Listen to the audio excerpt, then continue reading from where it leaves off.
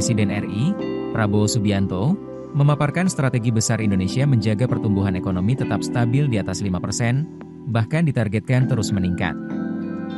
Dalam kunjungannya ke Washington DC, Prabowo menegaskan bahwa stabilitas politik, konektivitas infrastruktur, dan transisi energi menjadi fondasi utama menuju pertumbuhan jangka panjang.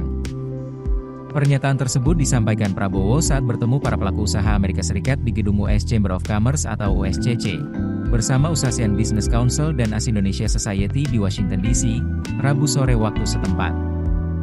Dalam forum tersebut, Prabowo menekankan bahwa kerjasama dan kompromi antar negara merupakan kunci menciptakan iklim investasi yang kuat dan berkelanjutan. Prabowo menegaskan fundamental ekonomi Indonesia tetap kuat. Disiplin fiskal terjaga dan pertumbuhan nasional konsisten berada di atas 5%. Menurutnya, stabilitas politik, supremasi hukum, serta tata kelola pemerintahan yang baik menjadi faktor utama menjaga kepercayaan investor global. Dalam forum tersebut, Prabowo Subianto juga menegaskan bahwa Indonesia tengah melakukan transformasi besar dalam sistem perizinan dan kemudahan berusaha.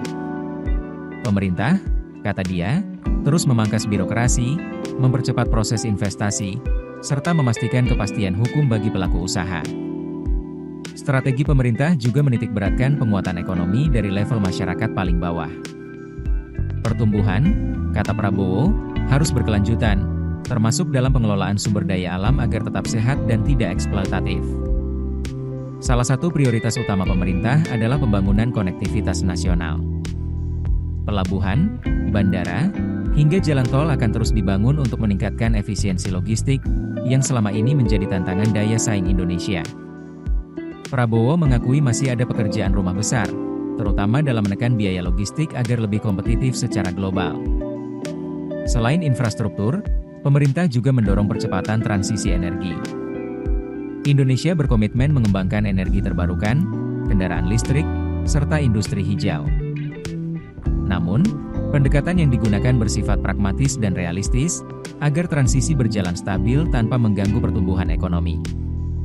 Dengan kombinasi stabilitas politik, penguatan investasi, pembangunan konektivitas, serta transisi energi yang terukur, pemerintah optimistis Indonesia mampu menjaga momentum pertumbuhan sekaligus meningkatkan daya saing di tingkat global.